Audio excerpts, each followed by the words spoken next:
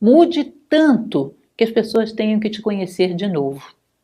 Eu acho isso altamente desejável. É assim mesmo.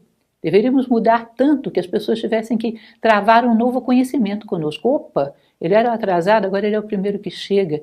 Ele era um impaciente, agora ele é o mais tolerante que tem. Ele era uma pessoa instável, agora está sempre sereno, equilibrado.